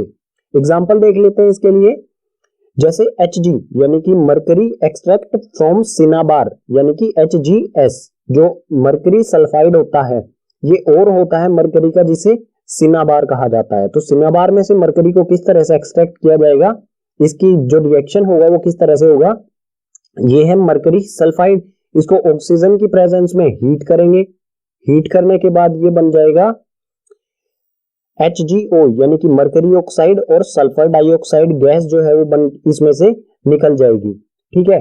उसके बाद जो हमें ये HgO मिला है, मरकरी ऑक्साइड मिला है, इसको हम लगातार हीट करेंगे आगे, ठीक है। थोड़ी सी और इसे थोड़ा सा और हीट करेंगे इसे, तो ये मरकरी और ऑक्सीजन, ठीक है, मरकरी अलग हो जाएगा और ऑक्सीजन गैस इसमें से निकल जाएगी, यानी कि हमें क्या मिल गया लास्ट में, प्योर मरकरी मिल गया, ठीक है। Similarly Cu2S can be obtain, इसी तरह से कॉपर सल्फाइड जो है उसको भी ऑब्टेन किया जा सकता है। कॉपर सल्फाइड को भी इसी प्रकार से ऑक्सीजन की प्रेजेंस में हीट किया जाएगा, ठीक है। इसके रिएक्शन जो है यहाँ पर लिखा गया, इसे देख लेते हैं। ये है कॉपर सल्फाइड, कॉपर सल्फाइड को भी ऑक्सीजन की प्रेजेंस में हीट करेंगे, हीट करने के बाद ये कन्वर्ट हो जाएगा कॉपर ऑक्साइड में, और SO2 जो गैस है वो इसमें से निकल जाएगी, ठीक है। इसके बाद जो हमें Cu2O कॉपर ऑक्साइड मिला है, इसको हम फिर से हीट करेंगे, किसकी प्रेजेंस में, यहां पर हम इसे हीट करेंगे कॉपर सल्फाइड की प्रेजेंस में, ठीक है। इसकी प्रेजेंस में यहां पर इसे हीट किया जाएगा। कॉपर ऑक्साइड और कॉपर सल्फाइड इनको साथ में हीट करेंगे तो हमें मिल जाएगा कॉपर और ऑक्सीजन गैस इसमें से निकल जाएगी। इस कंडीशन में भी हमें क्या मिल गया, प्योर कॉपर मिल गया, ठीक है। इस तरह से जो लो एक्टिविटी सीरीज में नीचे वाले मेटल्स जो हैं उनको एक्सट्रैक्ट किया जाता है, ठीक है। हल्की सी हीट की आवश्यकता होती है इन्हें एक्सट्रैक्ट करने के लिए, ठीक है। रिएक्टिविटी सीरीज में नीचे वाले मेटल्स को एक्सट्रैक्ट करने के बाद अब हम देखते हैं रिएक्टिविटी सीरीज के मिडल यानी कि बीच वाले जो मेटल्स होते हैं उनको किस तरह से एक्सट्रैक्ट किया जाता है उनके ओर्स से। So extracting metals middle in the reactivity या फिर एक्टिविटी सीरीज, जो भी मिडल में होते हैं उनको किस तरह से एक्सट्रैक्ट किया जाएगा। मिडल में कौन कौन से मेटल्स होते हैं, जिंक होता है, आयरन और लेड, ठीक है। इस तरह के कुछ मेटल्स होते हैं, इनके बारे में कुछ दिया गया है, ये पढ़ लेते हैं सबसे पहले। These metals usually present as sulphides और कार्बोनेट्स, जो भी ये मेटल्स हैं ये दो टाइप के ओर्स पाए जाते हैं, एक तो सल्फाइड ओर्स के रूप में पाए जाते हैं हमें, और एक कार्बोनेट्स ओर की फॉर्म में पाए जाते हैं। It is easier to obtain metal from their oxides, इनको सल्फाइड्स और कार्बोनेट्स में से एक्सट्रैक्ट करना थोड़ा सा मुश्किल होता है, इसलिए सब इनको इनके ऑक्साइड्स मेटल ऑक्साइड से एक्सट्रैक्ट किया जाता है। यानी कि सबसे पहले क्या किया जाएगा, जो सल्फाइड और होगा उसको हम सबसे पहले मेटल ऑक्साइड में चेंज करेंगे, इसी तरह कार्बोनेट जो है उसको भी मेटल ऑक्साइड में चेंज करेंगे। सो सबसे पहले देखते हैं सल्फाइड्स और कार्बोनेट्स और उसमें से मेटल ऑक्साइड किस तरह से बनाया जाता है, और उसके बाद देखेंगे कि मेटल ऑक्साइड से मेटल किस तरह से एक्सट्रैक्ट किया जाता है। सो ये दो तरह के होते हैं सल्फाइड और कार्बोनेट्स के। सबसे पहले देखते हैं सल्फाइड्स में से किस तरह से मेटल ऑक्साइड बनाया जाता है। सो यहाँ पर दिया गया है extraction from metal sulphides ores, extract किया जाएगा मेटल सल्फाइड्स में से, ठीक है। सो मेटल सल्फाइड्स में से मेटल ऑक्साइड बनाने का प्रोसेस जो है उसे कहा जाता है रोस्टिंग। इसमें क्या होता है, the sulphides ores are converted into metal oxides by heating strongly in presence of oxygen. इसमें क्या किया जाता है, जो भी सल्फाइड ओर्स होते हैं इनको मेटल ऑक्साइड में कन्वर्ट किया जाता है, बहुत हीट, ठीक है, ज्यादा हीट दी जाती है, बहुत ज्यादा हीट किया जाता है ऑक्सीजन यानी कि एयर की प्रेजेंस में, ठीक है। एग्जांपल देख लेते हैं इसके लिए, हमें दिया गया है ZnS यानी कि जिंक सल्फाइड, ठीक है। जिंक सल्फाइड को हम हीट करेंगे ऑक्सीजन की प्रेजेंस में, ठीक है। इसे हाई टेम्परेचर पर हीट किया जाता है, ठीक है, बहुत ज्यादा हीट किया जाता है। तो ये हीट करने के बाद ZnO ऑक्साइड में चेंज हो जाता है और सल्फर डाइऑक्साइड जो गैस है वो इसमें से निकल जाती है, ठीक है। हमें क्या मिल गया, ZnO यानी कि जिंक ऑक्साइड। ये किसके लिए मिला है हमें, सल्फाइड ओर्स के लिए। अब बचा जो कार्बोनेट ओर्स है, कार्बोनेट ओर्स से मेटल ऑक्साइड किस तरह से बनाया जाता है ये देखते हैं नेक्स्ट पेज पर।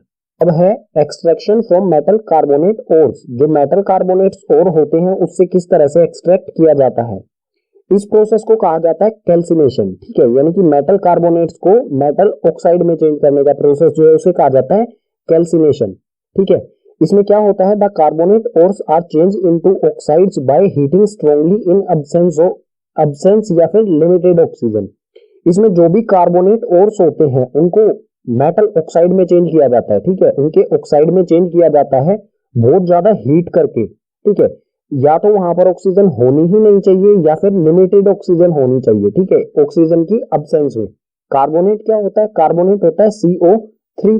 तो इसमें पहले से ही ऑक्सीजन होती है, ठीक है, इसलिए इसमें ऑक्सीजन की जरूरत नहीं होनी चाहिए हमें हीट करते समय, ठीक है। ये रिएक्शन किस तरह से होगा, सपोज कर लीजिए हमें दिया गया है जिंक कार्बोनेट, ये और है, इसमें से हमें जिंक ऑक्साइड बनाना है इसको, तो क्या करेंगे, इसे हीट करेंगे, बहुत ज्यादा टेम्परेचर पर इसे हीट करेंगे तो ये चेंज हो जाएगा ZnO यानी कि जिंक ऑक्साइड, और इसमें से CO2 जो है वो इसमें से निकल जाएगी।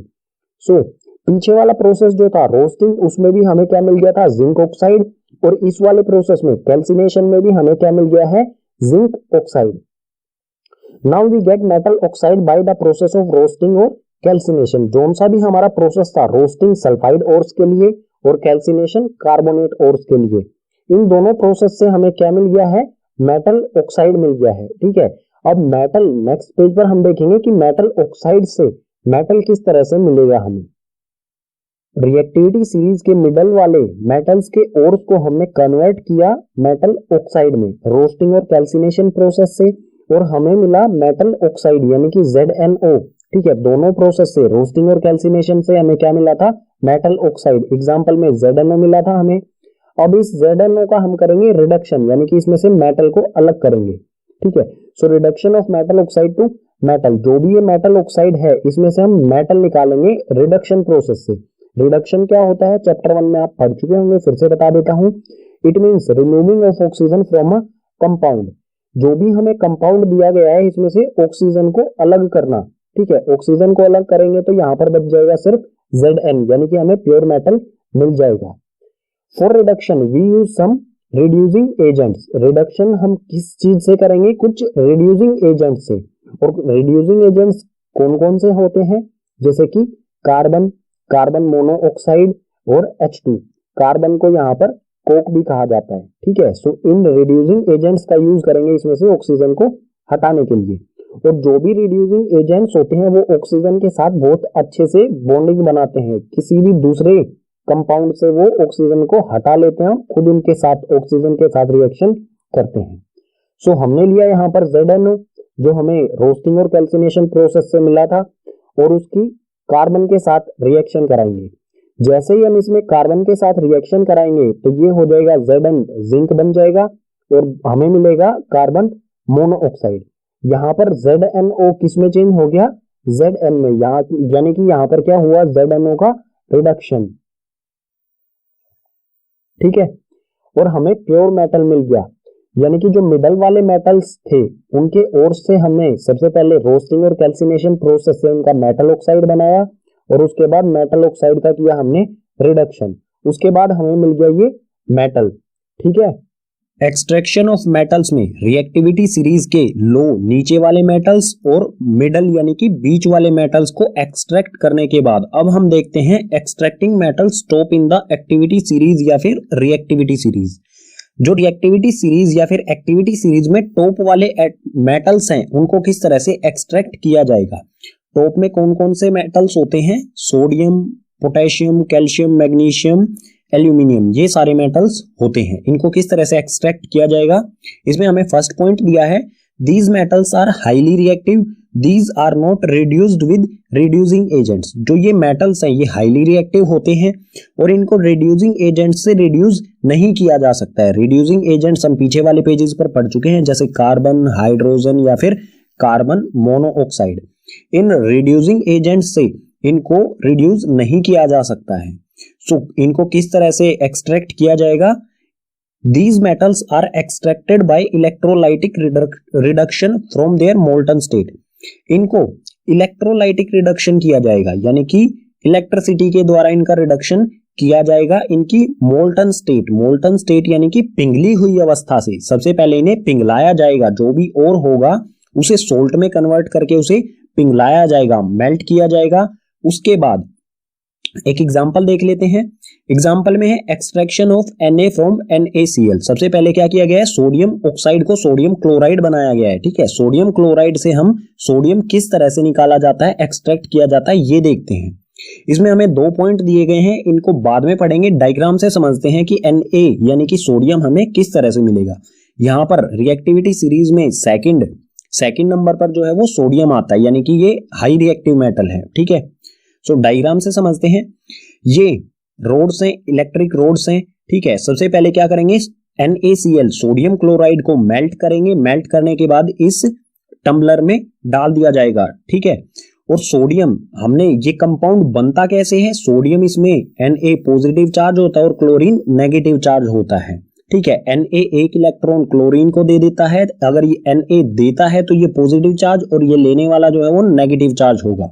ठीक है, सो जब इसमें से इन दोनों रोड्स में से माइनस साइन जो नेगेटिव साइन जो होता है बैटरी का उसे कहा जाता है कैथोड और एनोड जो है वो positive sign.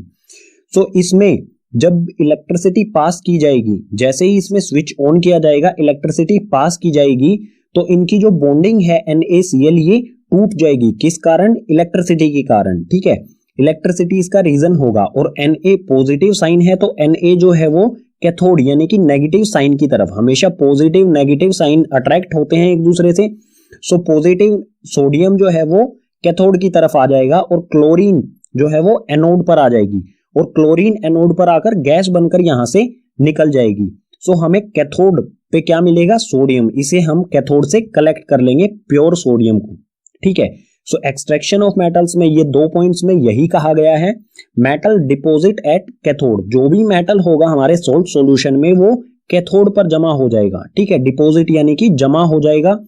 Chlorine liberated at anode. और जो भी नॉन मेटल होगा, हमेशा जो मेटल होता है वो हमारा पॉजिटिव चार्ज होता है क्योंकि वो इलेक्ट्रॉन्स किसी दूसरे एलिमेंट को दे देता है।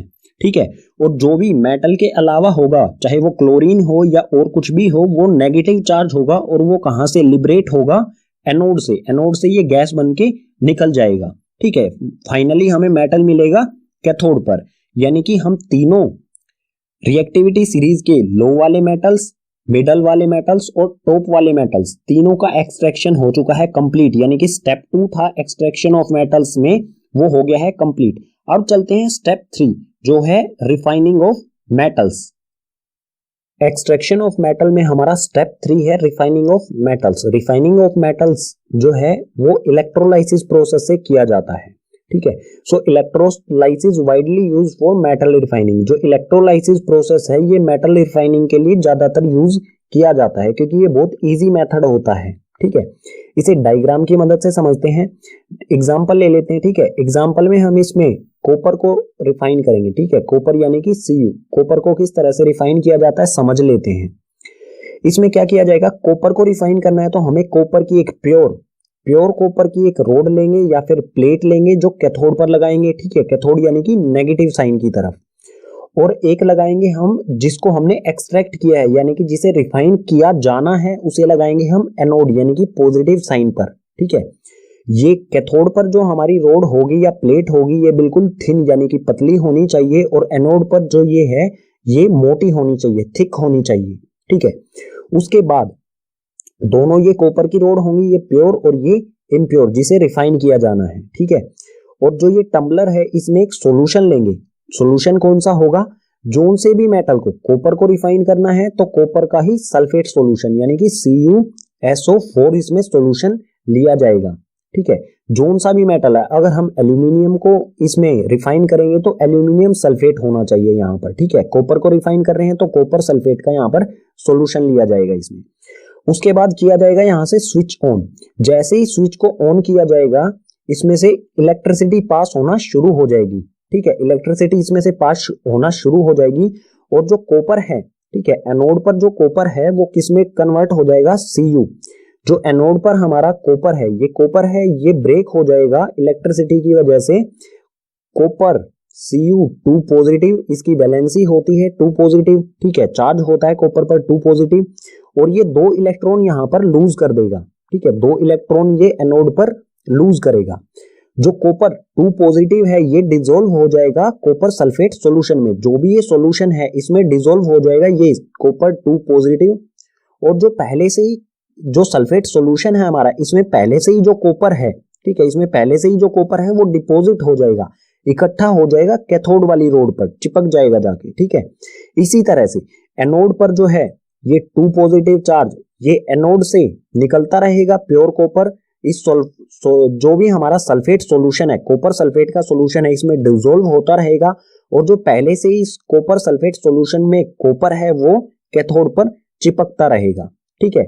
इस प्रोसेस के द्वारा जो ये एनोड वाली रोड है धीरे धीरे ये बिल्कुल थिन यानी कि पतली हो जाएगी और कैथोड वाली प्योर कॉपर वाली जो रोड है हमारी कैथोड पर ये बिल्कुल थिक मोटी हो जाएगी, ठीक है।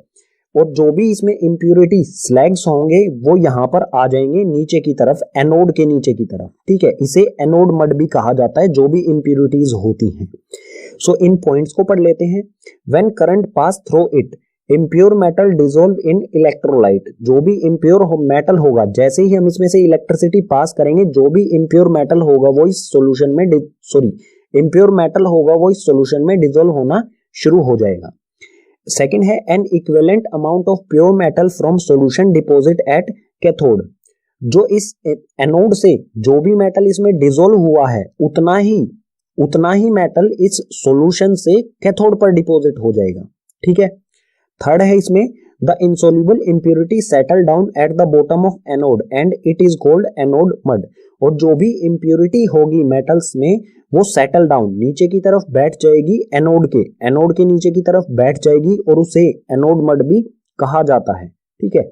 बाकी कुछ और कॉन्सेप्ट्स हैं। इसकी इक्वेशन किस तरह से बनेगी, जो भी ये रिएक्शन हुआ है इसकी इक्वेशन किस तरह से बनेगी, इसे देखते हैं नेक्स्ट पेज पर। सो रिफाइनिंग ऑफ मेटल्स में जो हमारी इक्वेशन बनेगी वो क्या होंगी, जो भी ये रिएक्शन हुआ है यहाँ पर इक्वेशंस क्या बनेंगी इसके लिए। सो एनोड यानी कि पॉजिटिव साइन पर इसमें से कॉपर जो है वो डिसॉल्व होगा सॉल्यूशन में, यानी कि वो अपने 2 इलेक्ट्रॉन्स जो है वो लूज कर देगा, ठीक है। इस पर एनोड पर क्या है, कॉपर जो है वो 2 इलेक्ट्रॉन लूज कर देगा और जो यहाँ पर 2 इलेक्ट्रॉन्स होंगे वो कहां पर आ जाएंगे, धीरे धीरे करके कैथोड पर, ठीक है। सो 2 इलेक्ट्रॉन्स ये Cu2+ है ये डिसॉल्व हो जाएगा कॉपर सल्फेट सॉल्यूशन में और जो 2 इलेक्ट्रॉन है 2 इलेक्ट्रॉन जो है वो इलेक्ट्रिक सर्किट इस सर्किट में ट्रेवल करते हुए आ जाएंगे कैथोड पर, ठीक है। और उसके बाद कैथोड पर क्या होगा, जो कॉपर यहां से सॉल्यूशन से जो कॉपर है, कॉपर सल्फेट का जो सॉल्यूशन है उस सॉल्यूशन में से जो कैथोड पर डिपॉजिट होगा वो किस कारण होगा, पॉजिटिव और नेगेटिव साइन के अट्रैक्शन की वजह से। जो भी कॉपर 2 पॉजिटिव है, ठीक है, कॉपर जो है हमारा वो इस कैथोड पर आएगा और इसमें से एनोड से जो हमारा 2 इलेक्ट्रॉन्स ट्रेवल होके कैथोड पर आ जाएंगे, ठीक है। सो कॉपर 2 पॉजिटिव और 2 इलेक्ट्रॉन्स ये दोनों मिलकर यहां पर बनाएंगे प्योर कॉपर, ठीक है। कैथोड पर हमें मिल जाएगा प्योर कॉपर। ये जो इक्वेशंस हैं ये काफी इंपॉर्टेंट हैं और ये हमारा पूरा प्रोसेस जो है इलेक्ट्रोलाइसिस प्रोसेस काफी इंपॉर्टेंट हो जाता है, इसलिए इसे अच्छी तरह से समझें। अगर एक बार समझ में नहीं आता है तो दोबारा से देखें, थोड़ा सा पीछे जाके 4 या 5 मिनट जितना भी हमारा ये प्रोसेस समझाया गया है इसे दोबारा से देखें, ठीक है। चैप्टर का नेक्स्ट और लास्ट कॉन्सेप्ट है हमारा कोरोजन। कोरोजन होता क्या है इसके बारे में हम चैप्टर 1 में भी पढ़ चुके हैं, फिर से देखते हैं। The surface of some metals corrode when they are exposed to moist air for a long time, this is called corrosion. जब कोई मेटल लंबे समय तक मॉइस्ट एयर यानी कि ऐसी एयर जिसमें वाटर वेपर्स भी हैं, ऐसी एयर के कांटेक्ट में लंबे समय तक आता है तो वो कोरड होने लग जाता है। कोरड यानी कि वो गलने लग जाता है, उसी प्रोसेस को कहा जाता है कोरोजन, ठीक है। इसके कुछ एग्जांपल्स देख लेते हैं। Silver become black when exposed to moist air. Silver जो है वो उस पर एक ब्लैक कोटिंग हो जाती है जब वो लंबे समय तक मॉइस्ट एयर यानी कि नमी वाली हवा के कांटेक्ट में आता है। इसी तरह से copper react with moist carbon dioxide and form a green coat of copper carbonate. Copper जो है वो मॉइस्ट कार्बन डाइऑक्साइड यानी कि नमी वाली कार्बन डाइऑक्साइड जो एयर में प्रेजेंट होती है उसके कांटेक्ट में आने से उस पर एक ग्रीन कोटिंग आ जाती है जिसे कॉपर कार्बोनेट कहा जाता है। ठीक है। इसी में नेक्स्ट पॉइंट है iron when exposed to moist air acquire a coating of brown substance called rust. जब आयरन मॉइस्ट एयर यानी कि नमी वाली हवा के कांटेक्ट में आता है लंबे समय तक तो उसके सरफेस पर एक ब्राउन सब्सटेंस बनने लग जाता है जिसे कहा जाता है रस्ट। ठीक है। रस्ट यानी कि जंग कहा जाता है उसे। ठीक है। इन तीनों पॉइंट से आप क्या समझेंगे, जो भी कोरोजन हो रहा है वो किसकी वजह से हो रहा है, moist air, moist carbon dioxide और मॉइस्ट एयर यानी कि मॉइस्चर। जो भी कोरोजन है वो उसके लिए कौन कौन सी चीजें रिस्पॉन्सिबल होंगी, दोनों चीजें होनी आवश्यक हैं, एयर भी और मॉइस्चर भी। अगर कोई मेटल सिर्फ एयर के कांटेक्ट में आता है तो वो कोरोजन उसका नहीं होगा, या फिर सिर्फ वो मॉइस्चर के कांटेक्ट में आता है तो उसका भी कोरोजन नहीं होगा। लेकिन अगर कोई मेटल इन दोनों के कांटेक्ट में आता है तो ही उसका कोरोजन होगा। ठीक है। कोरोजन जो है वो मेटल्स को डिस्ट्रॉय कर देता है धीरे धीरे करके। सो कोरोजन से बचाव होना जरूरी है मेटल्स का। So prevention of corrosion, corrosion से मेटल का बचाव। The corrosion can be prevented by painting, oiling, greasing, galvanization, chrome plating, anodizing और मेकिंग एलॉयज। जो भी कोरोजन है उसको बचाया जा सकता है पेंट करके। ठीक है। जो भी मेटल्स होते हैं उनको पेंट कर दिया जाए तो उन पे उनका कोरोजन नहीं होगा, या फिर ऑयलिंग या ग्रीजिंग करके जो भी मेटल्स हैं उनके ऊपर ऑयल लगा दिया जाए या ग्रीस लगा दिया जाए तो वो एयर और मॉइस्चर के कांटेक्ट में नहीं आएंगे और उनका कोरोजन नहीं होगा। इसी तरह के कुछ प्रोसेस हैं गैल्वेनाइजेशन, क्रोम प्लेटिंग, एनोडाइजिंग और मेकिंग एलॉयज। जो गैल्वेनाइजेशन, क्रोम प्लेटिंग और एनोडाइजिंग है ये सिमिलर हैं एक दूसरे से, इसलिए गैल्वेनाइजेशन को समझते गैल्वेनाइजेशन के साथ साथ हम इन दोनों को भी समझ लेंगे। ठीक है। सो गैल्वेनाइजेशन क्या होता है, it is a method of protecting steel and iron from rusting by coating them with a thin layer of zinc. जो गैल्वेनाइजेशन प्रोसेस होता है ये स्टील और आयरन को रस्ट होने से बचाने के लिए यानी कि गलने से बचाने के लिए, इनका कोरोजन होने से बचाने के लिए इस पर एक थिन लेयर ऑफ जिंक की एक पतली सी लेयर चढ़ा दी जाती है। ठीक है। उसी को कहा जाता है गैल्वेनाइजेशन। गैल्वेनाइजेशन में जिंक की थिन लेयर चढ़ाई जाती है, क्रोम प्लेटिंग में क्रोमियम की थिन लेयर चढ़ाई जाती है, एनोडाइजिंग में एल्यूमिनियम की थिन लेयर चढ़ाई जाती है। ठीक है। गैल्वेनाइजेशन में जिंक, क्रोम प्लेटिंग में क्रोमियम की, एनोडाइजिंग में एल्यूमिनियम की थिन लेयर। ठीक है। ये तीनों मेथड से हम कोरोजन को, कोई भी मेटल है उसको रस्ट होने से बचा सकते हैं। अब बात आती है एलॉयज। एलॉयज क्या होते हैं, यहां पर इसकी डेफिनेशन है it is a homogeneous mixture of two or more metal or metal and non metal. जो एलॉय होते हैं वो मिक्सचर होते हैं, या तो दो या दो से ज्यादा मेटल्स का मिक्सचर होता है या फिर मेटल्स और नॉन मेटल्स का मिक्सचर होता है। ठीक है। समझ रहे हैं। मेटल और मेटल का मिक्सचर हो सकता है या फिर मेटल के साथ नॉन मेटल का भी मिक्सचर हो सकता है, उसे कहा जाएगा एलॉय। इसके कुछ एग्जांपल्स ले लेते हैं। जैसे आयरन को रस्टिंग होने से बचाने के लिए उसमें 0.05% कार्बन मिला दिया जाता है। ठीक है। उससे आयरन थोड़ा हार्ड भी हो जाता है और इसमें रस्टिंग भी बहुत धीमा हो जाता है, बहुत स्लो हो जाती है रस्टिंग। ठीक है। आयरन जो है वो आयरन प्लस कार्बन से बनाया जाता है। ठीक है। इसी तरह का एलॉय है स्टील जो है वो आयरन और निकेल से बना होता है या फिर आयरन और क्रोमियम से बना होता है। ठीक है। इसी तरह से बिल्कुल ब्रास जो एलॉय है वो कॉपर और जिंक का मिक्सचर होता है। ब्रॉन्ज जो है वो कॉपर और टीन का मिक्सचर होता है। और जो भी ये एलॉय हैं इनमें बहुत रस्टिंग जो है वो बहुत लंबे समय तक नहीं होती है। मतलब ये ऐसे एलॉयज हैं जो बहुत लंबे समय तक बिना किसी ऑयलिंग, ग्रीजिंग, इन सभी चीजों के चल सकते हैं। ठीक है। इसी के साथ चैप्टर के सभी कॉन्सेप्ट हो जाते हैं कंप्लीट। उम्मीद करूंगा आपको सभी कॉन्सेप्ट समझ आए होंगे। अगर आपको सभी कॉन्सेप्ट समझ आए हैं तो अपने क्लासमेट्स के साथ इस वीडियो को शेयर कीजिए। अगर कोई भी कॉन्सेप्ट रह गया है जो समझ नहीं आया है उसे कमेंट बॉक्स सेक्शन में मेंशन कीजिए।